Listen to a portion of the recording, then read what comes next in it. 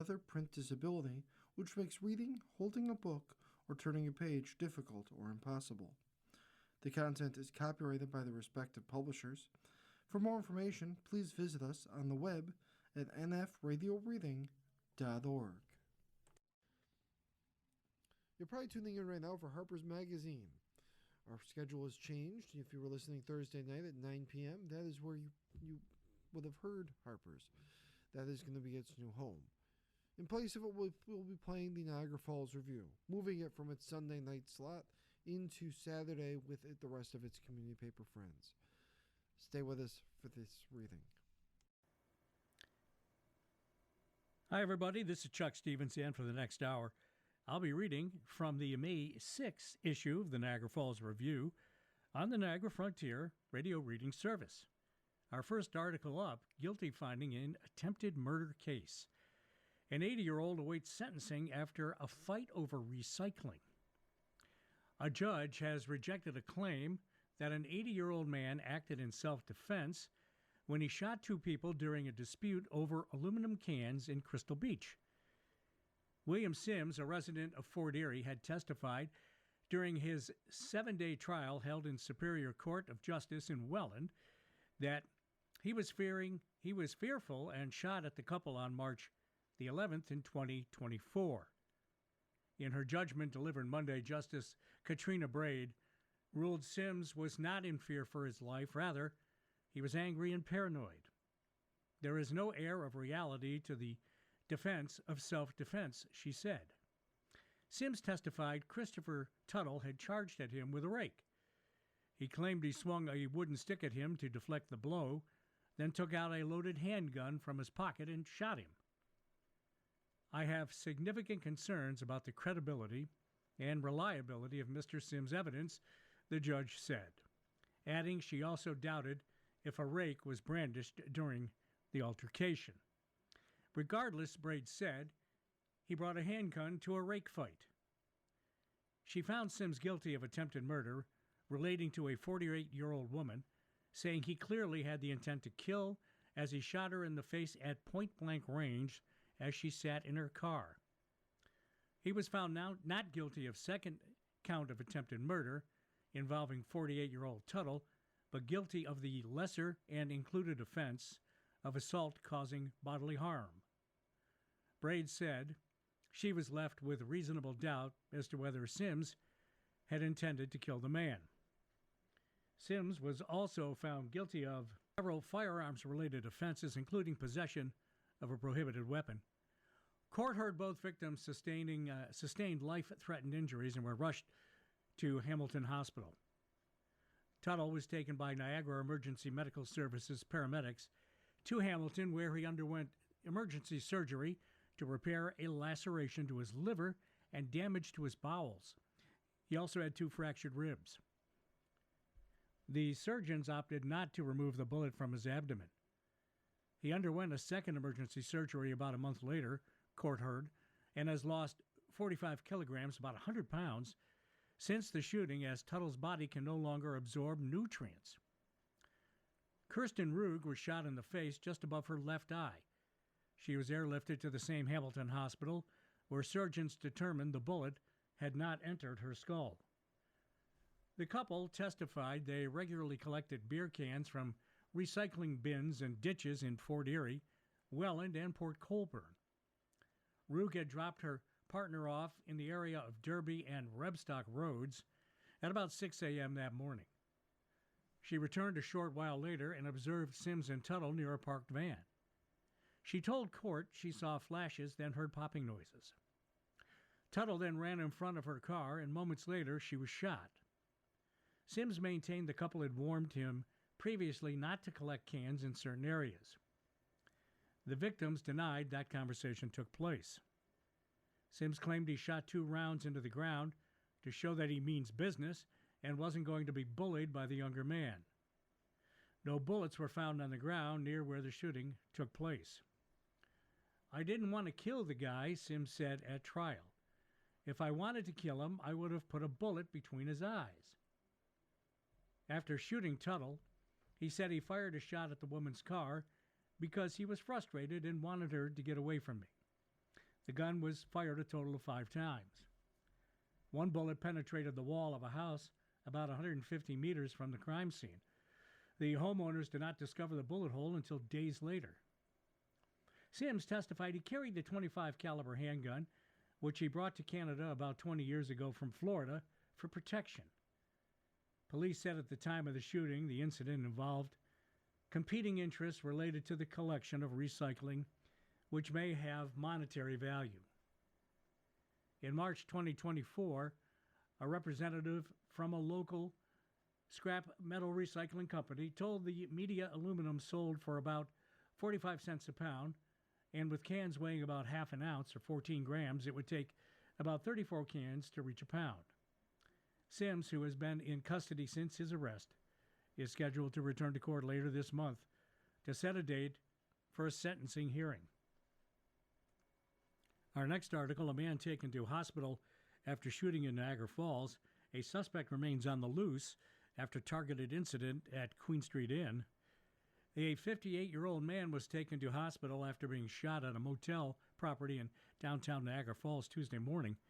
Niagara Regional Police responded to the Edgecliff Inn at Queen Street and Zimmerman Avenue at about 9:30 a.m. for reports of a person shot. In a post to its Facebook page, police said the male victim had been taken to an out-of-region hospital. A suspect for the shooting and weapon remained outstanding.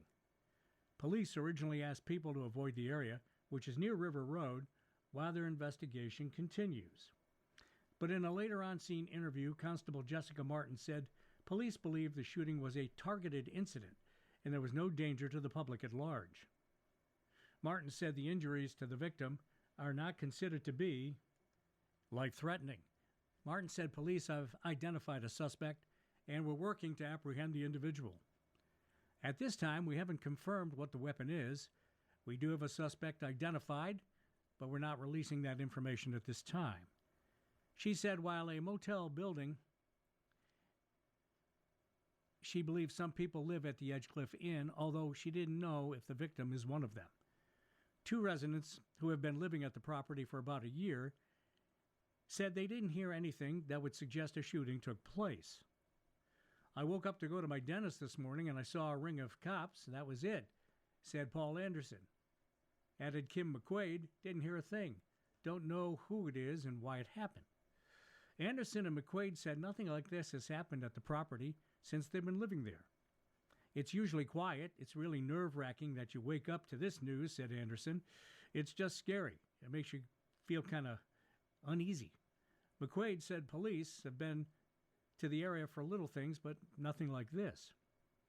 This is just surprising. Anyone with information is asked by police to call them at 905-688-4111. Interesting article up next. Summer patios banned along Niagara-on-the-Lake's Queen Street. Critics say they tarnish the tourist town's heritage landscape. There will be no temporary patios along Queen Street in Niagara-on-the-Lake this year. Town councilors voted 6-3 Tuesday against a motion introduced by Lord Mayor Gary Zalepa that would have allowed for the patios until the municipality's Queen Street secondary plan has been completed by staff. Zalepa issued his intention to present the motion during the February 24th council meeting, but it was delayed until this week. Clearly, the motion is to scope something that was palatable to the council, said Zalepa.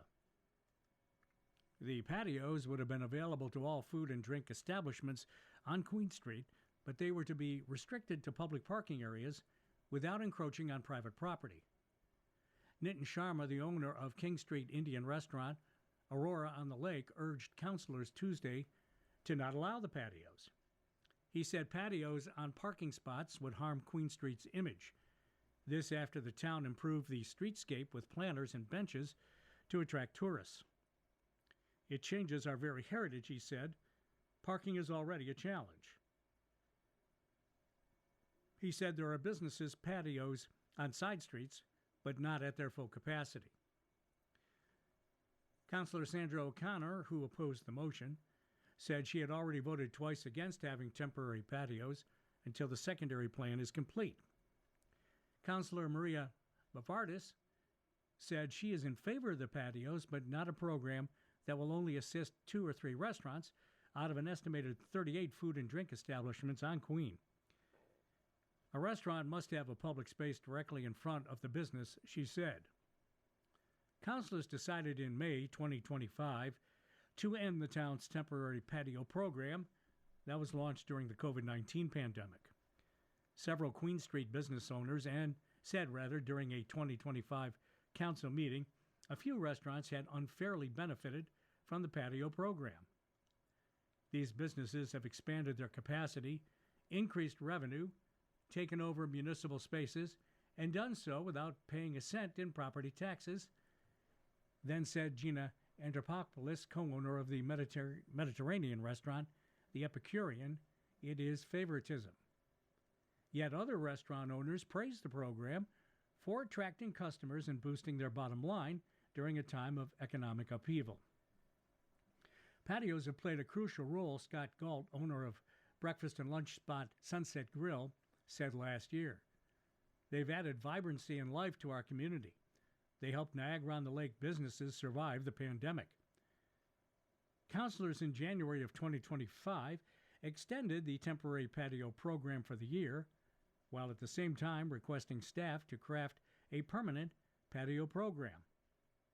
But the following month, councilors canceled the patio program as the end of December 2025, and they halted the permanent patio program report staff was completing.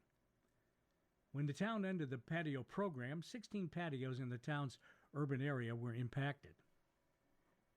Since 2024, staff had been consulting with business owners, held a public information forum, and conducted a survey on how a permanent patio program would operate. A report on a permanent program was to have been presented to councilors in May of 2025. There are 38 restaurants and food establishments that were eligible to apply for a permit in 2024, and 8 patios were installed. During the first 4 seasons of the program, 37 businesses received permits, including 22 in Old Town, 5 in Virgil, and 3 in St. David's. Okay, are you ready for Comic-Con? It's coming to Niagara Falls Library on Saturday. For one day a year, pop culture takes over Niagara Falls' public library. The second annual Comic-Con at the library will gather gamers, cosplayers, and superhero buffs at the Victoria Avenue branch on Saturday starting at 11:30 a.m. Library Communications Associate Kaylee Stewart says the show is timed a month before Niagara Falls Comic-Con, so the two events don't overlap. It's also a free event with some of the same features as the bigger show. Niagara Falls Comic-Con, in turn, has donated items such as tickets and celebrity autographs as prizes. We have staff who just love Comic-Con, said Stewart. They love graphic novels. They love everything you can find at a typical con, but wanted to adapt it so our library users of all ages could take part.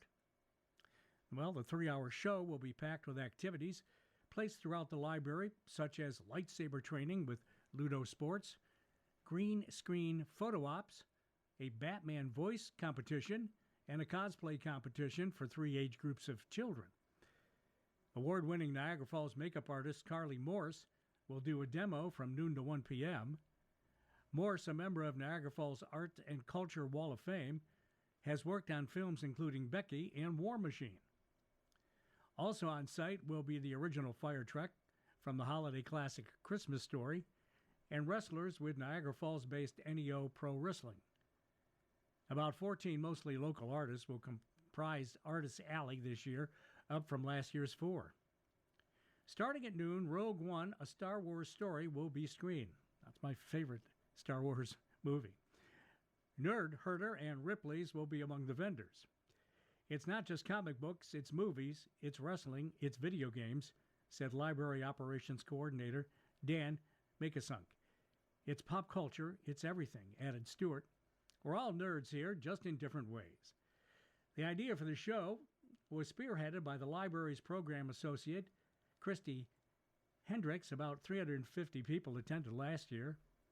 She really just wanted to create an experience for folks that didn't have a price tag attached to it, make it accessible and affordable for everyone to take part in. The event runs from 11:30 a.m. to 2:30 p.m.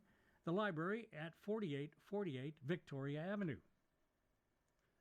You're listening to a reading of articles and features from the Niagara Falls Review on the Niagara Frontier Radio Reading Service. Lots of ways to listen to us. Always listen live at nfradioreading.org on your smart speakers or on any of the podcast platforms, wherever you get yours. Next article, will public health care be on the table at CUSMA Talks? Hope for Our Hospitals billboard near the Peace Bridge highlights advocates' fear of health privatization. Helen Hamilton and Margaret Unruh hope to get people thinking about the future of the public health care that the Canadians rely on. With the mandatory review of the Canada-United States-Mexico Agreement, CUSMA, required by July 1st, they fear there will be more on the table than software, lumber, dairy products, and allowing U.S. bourbon on LCBO store shelves. After attending a Canadian Doctors for Medicare conference in Toronto in late March, the women returned to their Fort Erie homes fearing U.S. medical insurance companies will try to have the Canada Health Act scrapped so they can sell insurance to Canadians. The fact is, federal legislation enacted in 1984 that governs how publicly funded health insurance works. The women who run an organization called Hope for Our Hospital set up a bright red digital billboard at the base of the Peace Bridge in Fort Erie. The sign says Canada Health Act is part of CUSMA negotiations, followed by 5 question marks. Keep Canada Strong and Free is written below, along with their organization's logo. It's in the perfect spot at the bottom of the Peace Bridge when they're coming over, and people are reading it, Hamilton said, adding Fort Erie business person Dan Favaro helped by not charging the women for posting the message on his billboard. Hamilton said it's not enough to just protect the Canada Health Act. She said the legislation needs to be strengthened to prevent provinces from finding loopholes to allow private sector health care, referring to Alberta's Bill 11, passed in December 2025, that allows dual practice, in which doctors can work in the public system while also charging patients for services in private for nonprofit clinics. If the federal legislation is not strengthened, Unruh said similar legislation would could eventually be approved in Ontario, and people likely won't even know the impact of the changes until it's too late. We need people's eyes on it because we are now starting to realize that everything is connected, she said. Local federal government politicians did not respond to interview requests for this story or to questions regarding the concerns expressed by the women. Hamilton and Unruh were previously involved with a group called Fort Erie Healthcare SOS, focused on preserving medical services in the town. The women formed Hope for Our Hospitals to expand the scope of their efforts beyond just issues in town. Heather Kelly, who leads Fort Erie Healthcare SOS, shares their concerns about CUSMA negotiations. Insurance companies and private healthcare entities are just circling, watching what's going on, Kelly said. Our governments seem to be falling into that, saying they, the private healthcare, can provide faster, better, quicker, but it's really not providing for everyone. It's only providing for the elite few. Although the government is building new hospitals, she says they're being built at the expense of small rural community hospitals that were meant to allow small towns to take care of themselves. I just find it amazing that they still, to this day, can't see the benefit of that, or they're seeing more of a benefit of providing health care through private entities, Kelly said. Living near the U.S. border, Kelly said she has heard many heartbreaking stories about people going bankrupt and losing homes because someone in their family got sick. And then you say, "This is what I want," she said. I can't fathom the thinking. Those are some of the same concerns that Fort Erie Healthcare SOS has had. Hamilton and Unruh said that they are again expanding the scope of their work to include political leadership and social issues such as homelessness as the municipal election approaches, while changing the name of their organization to Project Niagara. We realize that if we have decision makers that are doing whatever they want, they need to go, Hamilton said. A bad wind-fueled fire destroys a Thorold home, lost to Port Robinson home put at $800,000. Despite having the blaze swiftly under control, Thorold firefighters were not able to save a home in a Port Robinson subdivision Monday night. At 11:19 p.m., Thorold Fire and Emergency Services was called to 21 Smith Street in a subdivision being built on the east side of Highway 406 near Port Robinson Road. Fire Chief Terry Dixon said crews arrived to a raging fire. The front of the house was fully involved, he said. The two adults who lived in the home were able to escape and were outside when firefighters got on the scene, Dixon said, adding that there were no reported injuries. He said it's not yet known if the residents were alerted by a smoke alarm. Crews had the fire under control within a half hour, but by then flames had spread throughout the home. It was windy and wind played a factor once the windows were blown out, Dixon said. Firefighters remained on the scene for about 2 hours. Dixon said the home was pretty much destroyed, and while the structure might still be sound, will have to be rebuilt. Damage estimated at $800,000. And they got a picture of it in the paper here, and it is just a raging inferno, and that's just a shame. Jumping over to the opinion page, Niagara Voices, a childhood in the BT era. Joe Barkovich writes, let's go back, way back, to relive a memory from the old hood. Let's go back to the BT era, i.e., as he calls it, before technology. One of many memories from those days, it occurred right around this time of year, mid-spring, late spring, depending on weather and how warm it happened to be. Way back then, we went pollywog, also known as tadpoles hunting. Before technology took over, pollywog hunting was a rite of spring. Before technology took over, pollywog hunting provided opportunities for camaraderie and outdoor fun. As I recall it, just about everyone became a pollywog hunter a few days or longer in late April to mid-May. The old hood for me was King Street in Welland, especially the portion across from the spanking brand new Welland County General Hospital, say 3rd Street to 5th Street. It was being built on part of the former Plymouth Cordage property, a well-known local industry that had fallen upon hard times and eventually closed. It was also a long stone's throw from St. Mary's School on Plymouth Road. I remember 2 or 3 field trips to ponds on that sprawling cordage site. The field trips were part of grade 5 science classes for our studies of the life history of frogs. Working in teams of 2 or 3, we came with jars for scooping clusters of frog eggs or wiggling pollywogs from the murky pond water. Then back to the classroom, we got to watch, no, maybe witness is a better word, the amazing metamorphosis from egg to pollywog to frog. What a learning experience it was. But the field trips were never long enough, or so it seemed. So we went back to the ponds on the way home from school or on Saturday mornings. After school, you had an hour or so for pollywog hunting before you had to be home for supper, and on Saturday mornings you could easily spend 2 hours or more walking through what was called the cordage bush, looking for ponds you hadn't seen before. Some days offered up unexpected surprises to be enjoyed. I recall signboards or other debris found on the site being turned into rafts by some of the more enterprising older guys who used poles to propel their rafts back and forth across the ponds. And if you happened to be gifted with an overactive imagination, you ended up comparing their experiences to epic Tom Sawyer-esque adventures. The Saturday morning trips to the ponds were popular for another reason, too. They meant stopping in at Joe Miller's on the way there or on the way home.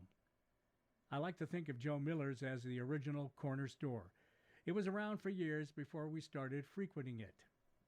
It was a variety store, but also a sporting goods store. We bought packages of sunflower seeds, nickel bags of Hostess potato chips, choices from a million varieties of penny candy. Do you remember the coconut balls? And bottles of Niagara Dry, not Canada Dry, or Evangeline Pop. That being Saturday morning, it was also allowance day, so you had to be careful not to blow your entire allowance on goodies from Joe Miller's. A rule of thumb was to down your bottle of pop at the pond and bring the empty back to Joe's in exchange for a couple more pieces of penny candy. You munched on the chips while at the pond, but stuffed the penny candy into your pockets for later in the day. Just have to say I relish the outings in the Pollywog Ponds to this day.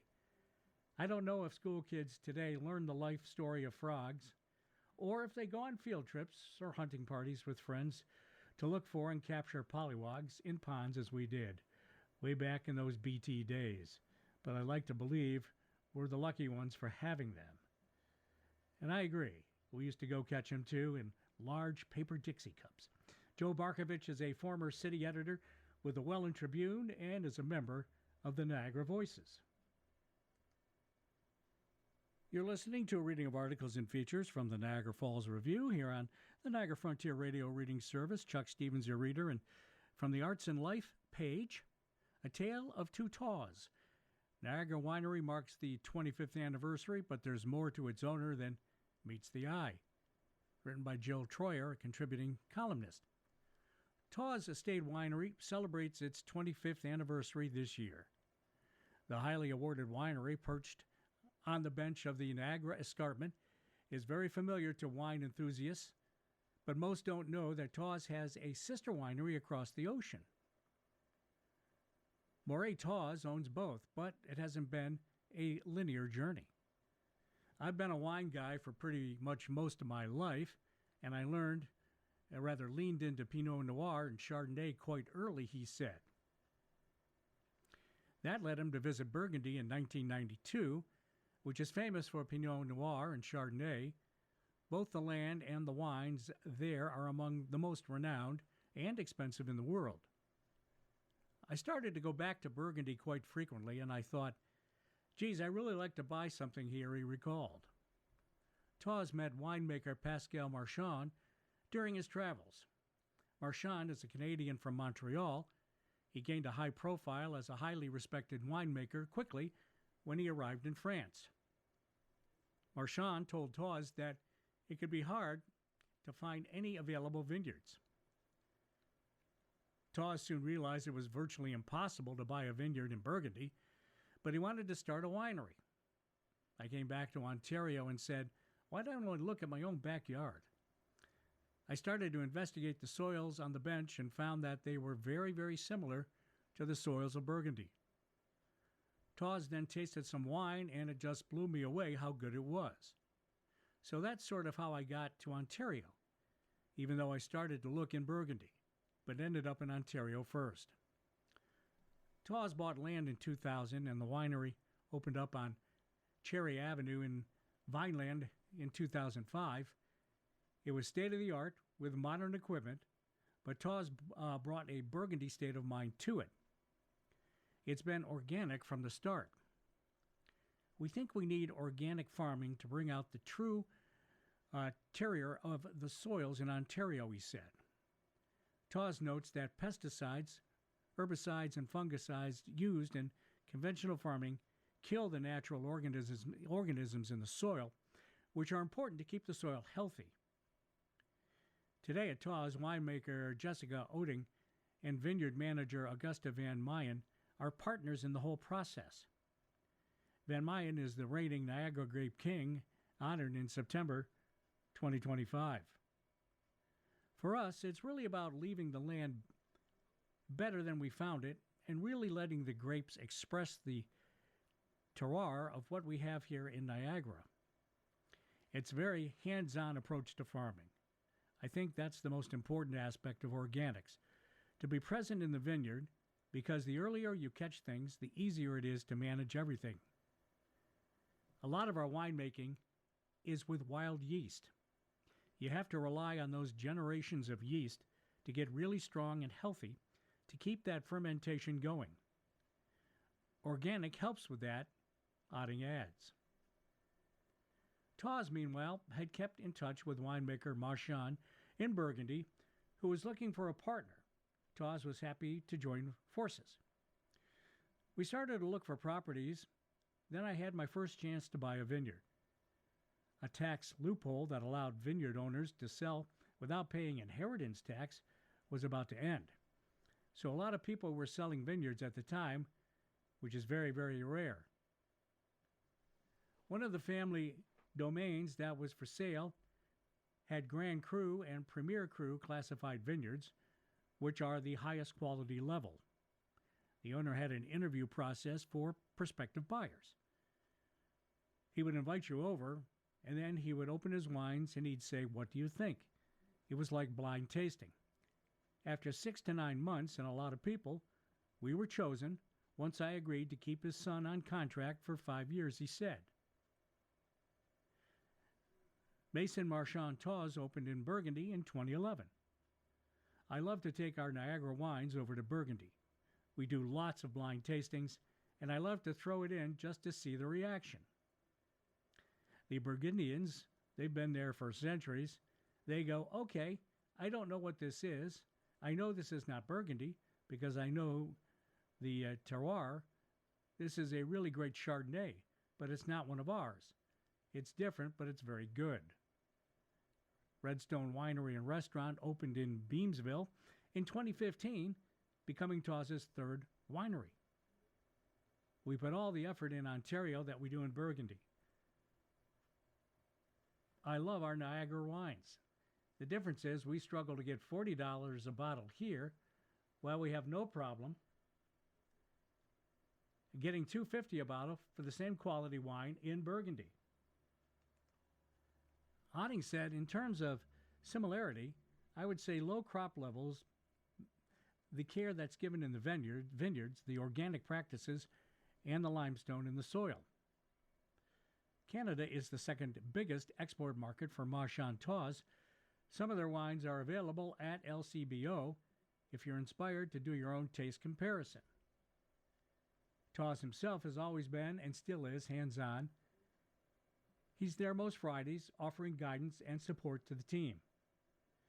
That, in spite of his day job, Tawes is co-founder and executive vice president of First National Financial LP, one of Canada's largest non-bank lending institutions, and a highly respected financier and expert in commercial real estate. "I like to keep busy," he said with a smile. "I love both businesses, obviously. The First National is the one that enabled me to do the wineries and spend the money. Most small wineries struggle. It's not for the faint of heart owning a winery. First National is science. It's very formula-driven. Winemaking is artistic. You know, there's lots of things that you can put your own personal touch on." The latest creative touch is a newly designed label for Tawes Wineries in honor of its 25th anniversary. It's different from the original labels, but still familiar, honoring the past and looking to the future. And Jill Troyer reviews some of the wines. Tasting notes: Tawes Robbins Block Chardonnay 2023. This wild fermented Chardonnay is plush, buttery, and leesy. From vines that were planted in 1982, the wine carries baking spice notes of nutmeg and vanilla, along with yellow apple and toasty, well-integrated oak. Bright and balanced acidity with a finish one can savor, a delight. Tawes Quarry Road Chardonnay 2023. Citrusy lemon and lime zest flirt with flinty minerality, making this a sophisticated Chardonnay. It's still rich and creamy alongside the stony influence, with balanced acidity and well-integrated oak. Equally impressive as Robbins Block, but showing different flavors from the more prominent limestone, where the vines are grown, expressing the different terroir. Tawes Quarry Road Pinot Noir 2023. Richly extracted red fruit flavors of cherry, raspberry, and red currant. Bracing and balanced acidity keeps the fruit flavors bright and fresh, while silky tannins add structure. Classic Pinot Noir earthiness and a hint of tobacco leaf layer in for a nuanced finish.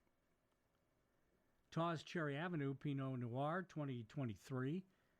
This Pinot Noir moves into deeper flavors of ripe cherry, blackberry, and plum with a whiff of wet stone.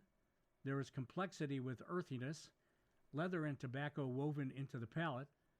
Well-balanced acidity lends clarity, while soft tannins lend structure. Perfect with mushroom risotto or eggplant parmesan. From the Canada and World section of the Niagara Falls Review, in federal politics, a former judge named Governor General, the PM hails Arbour as a storied defender of human rights. Prime Minister Mark Carney named retired Supreme Court Justice Louise Arbour as Canada's next Governor General on Tuesday, hailing her as a storied defender of human rights. The celebrated jurist is fluently bilingual and has served as UN Human Rights Commissioner and Chief Prosecutor at The Hague. Carney said Arbour gave voice to the powerless and those whose dignity was denied in places where the powerful preferred silence. Across more than 5 decades, in every role she has held, the Honorable Louise Arbour has carried the same conviction that a free society depends on institutions being properly held to account, Carney said at an announcement at the National Gallery of Canada in Ottawa. He said Arbour will bring to Rideau Hall sound judgment and the conviction that institutions are the load-bearing walls of a civil society, and that they remain trustworthy only as long as someone is willing to hold them accountable.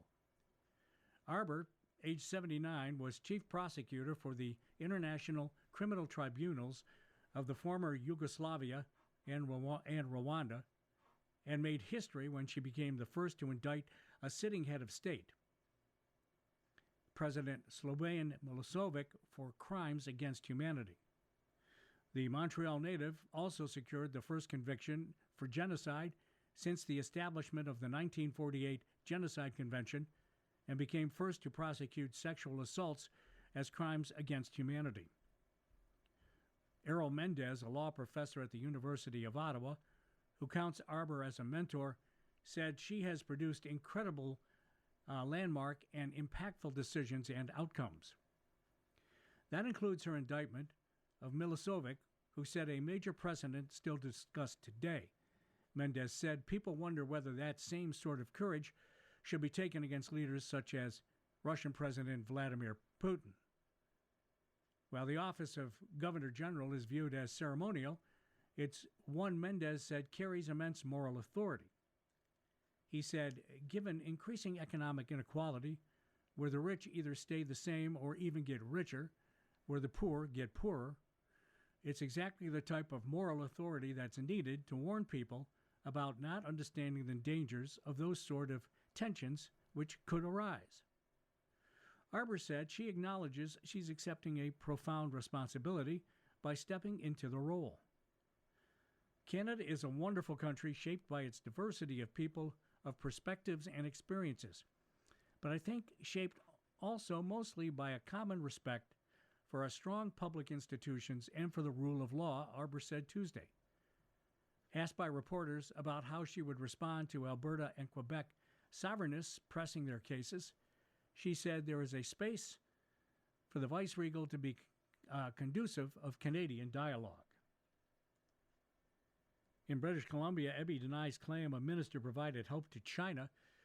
Victoria, Premier David Eby says neither the RCMP nor Canada Spy Agency have ever raised concern about his cabinet or caucus after Vancouver's ex-mayor said a minister was being investigated for collaborating with China's government. Eby says he has had multiple briefings with CSIS with the RCMP, and none pointed to any concerns about any member of the government. And if there were, he would have removed that person from cabinet. The premier was responding in question period after being asked about the comments by Kennedy Stewart on Monday that federal lawyers interviewed him about a BC cabinet minister who says he's under investigation. Stewart, who was Vancouver's mayor from 2018 to 2022, told CKNW's Joss Joel show that Eby and other cabinet members were aware of the investigation. The former mayor, who also an MP for the federal NDP for 7 years, didn't name the minister he says is under investigation. But he said he immediately alerted government officials when he confirmed their identity after his interview with federal lawyers. He said he made sure the information got to the top of the chain, but nothing has happened since. Stewart, who could not immediately be contacted for further comment, said Chinese interference in Canadian politics has become a serious problem both at the civic level and now at the governmental level. He said he was taking a risk in talking about the investigation because he signed a non-disclosure agreement, although he didn't say with whom. He said the reason why you're not hearing about this kind of stuff is because people are worried about getting sued. The RCMP said it was looking into a request for comment about Stewart's accusations. Government House Leader Mike Farnworth said questions about whether a cabinet minister was being investigated for collaborating with China were absolutely ridiculous. Farnworth said that if any members of the cabinet or caucus was under investigation by the RCMP or CSIS, they would not be in the cabinet and they would not be in the caucus. In another article, a Sea-Doo rider injured in a whale collision. This is in Vancouver. Andy Zofka and his wife had set up their cameras on the seawall at Stanley Park in Vancouver on Monday evening, hoping to admire nature and maybe get a glimpse of a pod of orcas or the gray whale they had seen feeding nearby.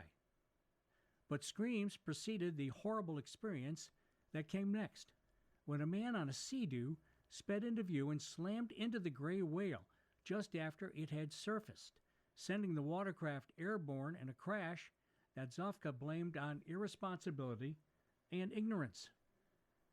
The rider was thrown from the craft and badly injured, with ambulance officials saying he was taken to hospital in serious condition. Royal Canadian Marine Search and Rescue said the animal's fate was unclear, though Zofka said it was surfacing again soon after the crash. The collision was captured on video from multiple angles on Monday evening, prompting gasps and curses from those gathered at the shoreline to watch the whale that had been feeding in the area over the past week. Zofka, a photographer who moved from Britain to Vancouver about 3 years ago, said he first saw the rider speeding toward Lionsgate Bridge before turning around and heading closer to shore. And people were screaming at him to slow down. There is a whale here, said Zofka. But the rider was going fast and hit the whale hard, said Zofka.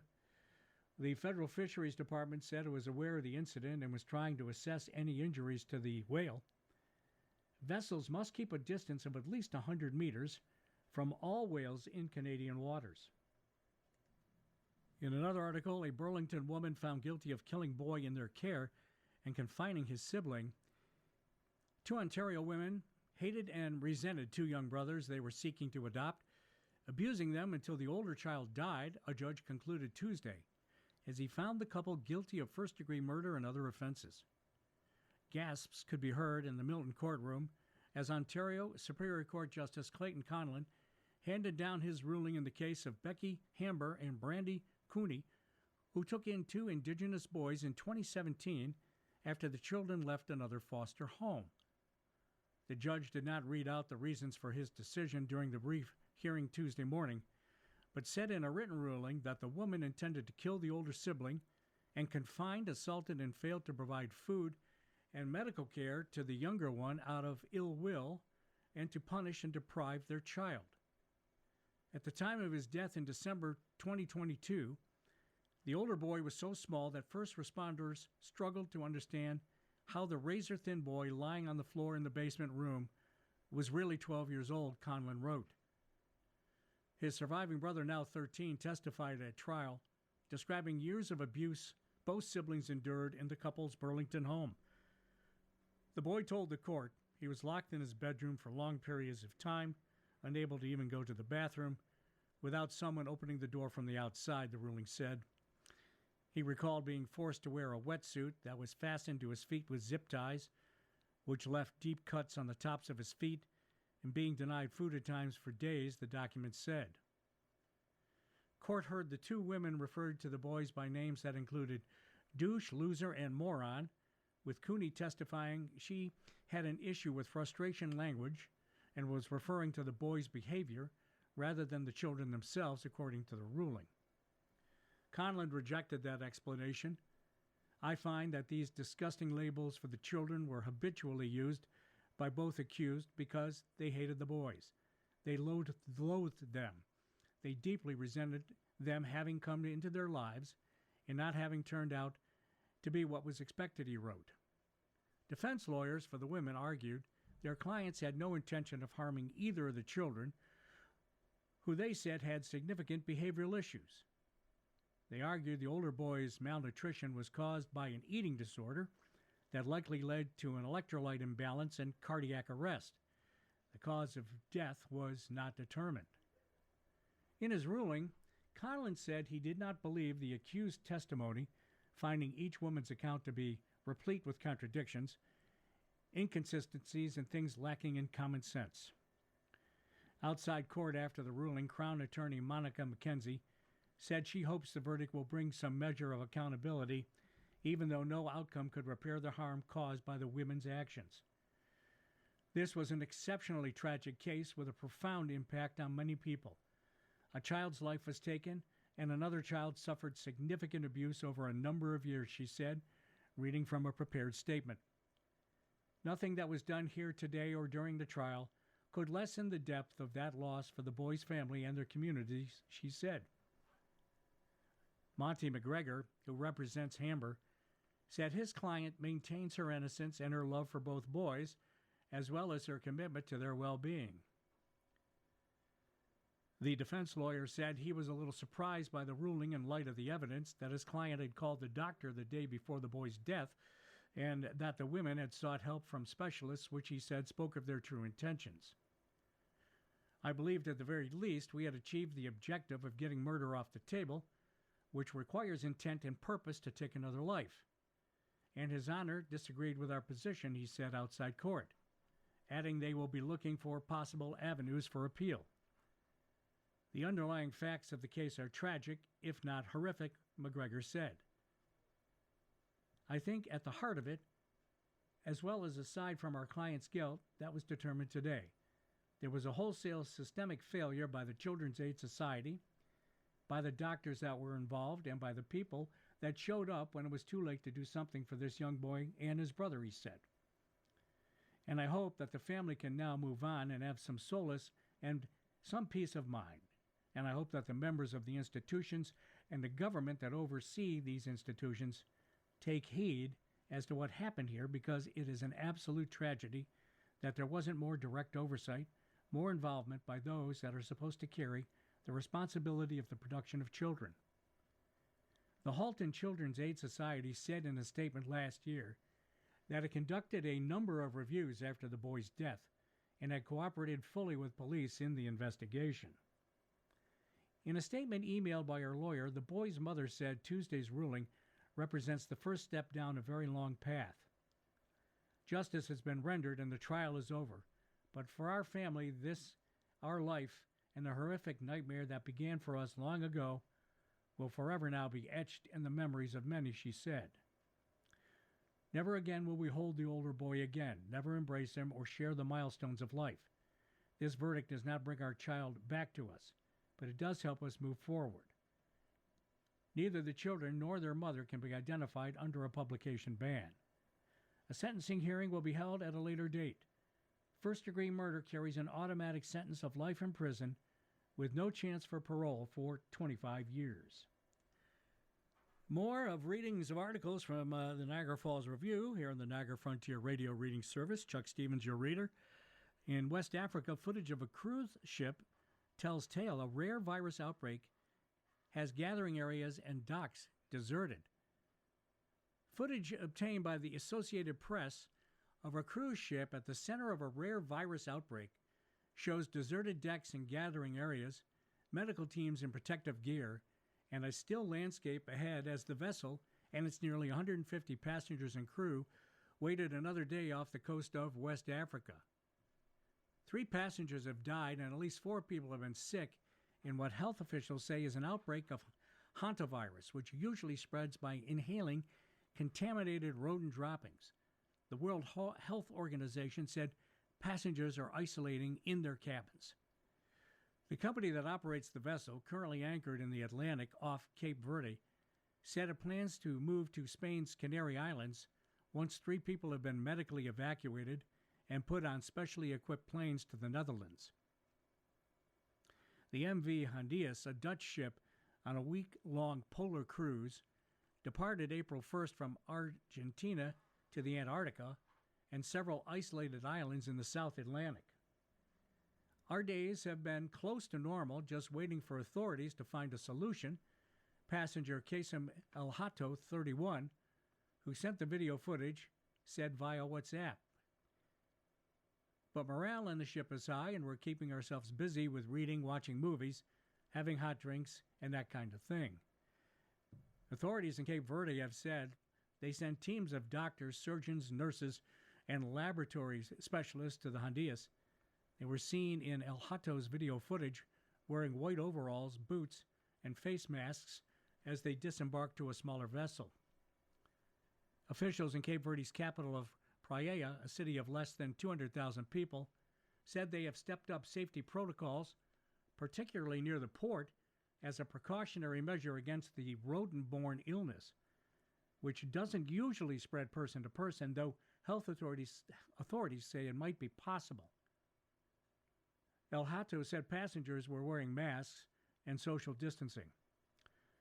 Oceanwide Expeditions said Tuesday evening 2 specialized aircraft are flying to Cape Verde to evacuate 2 people who need urgent medical care and 1 person who was traveling with a German woman who died on board Saturday.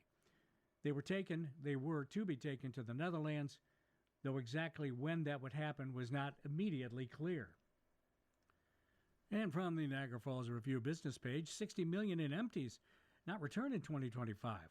The province and beer store keep windfall for more than 560 million containers. This is from Patty Windsor and the Toronto Star. More than 60 million in container deposits paid on alcohol purchases went unredeemed by Ontario consumers in 2025. It's a windfall kept by the province and the beer store, the Star has found. The Star calculated the $60 million windfall based on numbers in a new report published by the beer store and is the accumulation of deposits charged to customers on more than 560 million alcohol containers sold by the LCBO grocers, convenience stores, and the beer store in 2025 that were not returned for redemption. The numbers aren't surprising, said an environmental critic, given that the beer store has closed more than 120 locations over the past year, making it harder for consumers to return empties. But the decline in return rates, about 10 percentage points below where they were 9 years ago, is a worrying trend, said Karen Wersig, a senior program manager with the nonprofit Environmental Defense. 9 years ago, return rates for Ontario's deposit programs were about 80%. It's pretty urgent for the beer store, the grocers, and the alcohol producers to work to restore accessible locations for people to return their empties. At least 57 million in deposits weren't redeemed in 2024, a 2-year total for lost deposits of nearly 120 million. The data published in the beer store's annual stewardship report shows sales and redemptions, which refers to containers returned to the beer store for the 20 or 10-cent deposit, depending on size, for 2 deposit programs. One is the province's Ontario Deposit Return Program, which allows deposits to be charged on spirits, wine, cider, and mixed drinks sold by grocers, convenience stores, and the LCBO, and which is managed by the beer store. In 2025, 180 million of those containers weren't returned, totaling an estimated 23.6 million in unredeemed deposits. Another 375 million beer containers, about a quarter of the total sold at the beer store and LCBO in 2025, weren't returned to the retailer, which runs its own separate deposit program on beer containers. Those unredeemed deposits were worth at least $37.6 million. Together, the total unredeemed deposits for both programs was more than $60 million in 2025. However, both the province, the beer store, and even critics say the programs are still valuable. The province's Ministry of Finance, which oversees ODRP, said in an email that the deposit program continues to support high recovery rates, reduces litter, and helps to keep costs down for consumers by supporting the efficient drop-off and collection of alcoholic containers. The unredeemed deposits help run the program. However, the province expanded alcohol sales to thousands of convenience stores and grocery stores while allowing the beer store to close locations as part of the deal to expand sales. That means returns can only be made to a limited number of beer store redemption depots. Return patterns have become more complex, said Ozzy Ahmad, the beer store's vice president of retail, in an email. We recognize there is more to do to make returning empties as easy and convenient as possible. Ahmad said the beer retailer is actively trying to find new authorized empty return depots to partner with and will be launching a public awareness campaign this year to encourage Ontario residents to participate in the program. It's hard to know where the nearly 600 million missing containers are ending up. Some of the material, though, is landing in the blue box, according to Alan Langdon, CEO of Circular Materials, which manages Ontario's privatized residential recycling system. Langdon said in an email that an estimated 25,000 tons of used alcohol containers are expected in residential recycling this year, despite the fact that alcohol producers do not pay into the privatized program. Empties have their own reuse and recycling stream through the Ontario and beer store deposit programs. The tonnage represents hundreds of millions of individual alcohol containers in the blue box system, said Langdon.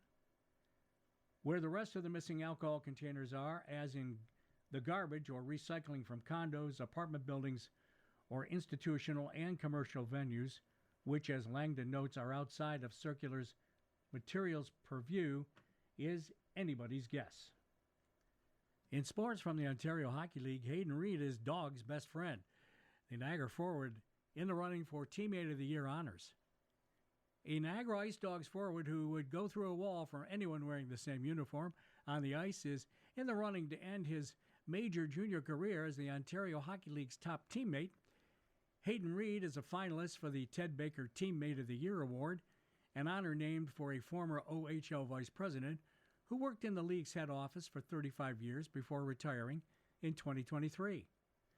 Riley Patterson, who led the Ice Dogs in regular season scoring and served as an alternate captain, said Reed is well deserving of the award.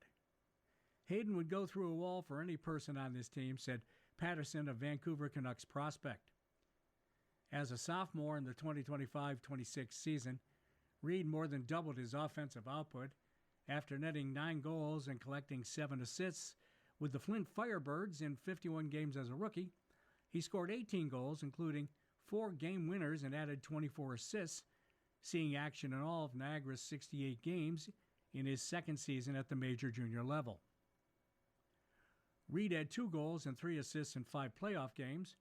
His first goal of the postseason, 13-19 into overtime, gave the Ice Dogs a 4-3 road victory in Game 2 for their only win in the best-of-7 Eastern Conference quarterfinals. The 6-foot, 195-pound left-shooting forward from Clarington, Ontario, east of Oshawa, was selected by the Ice Dogs in the 3rd round of the 2023 OHL draft with the 50th pick. Reed was traded to Flint in August of 24, then back to Niagara in September of 25. Before making his OHL debut with the Firebirds, Reed, a graduate of the Don Mills Flyers AAA development program, won an Ontario Junior B Sutherland Cup championship with the Leamington Flyers, followed by parts of 2 seasons in the United States Hockey League with the Sioux Falls, South Dakota Stampede. Reed, who turns 20 in June, won't be back with the Ice Dogs next season. He is committed to playing Division I hockey at Clarkson University in Potsdam, New York, near Albany, beginning with the 26-27 season. You are listening to a reading of articles and features from the May 6th issue of the Niagara Falls Review. We read from the Niagara Falls Review every... The following program is intended for listeners who are blind, have low vision, or have another print disability, which may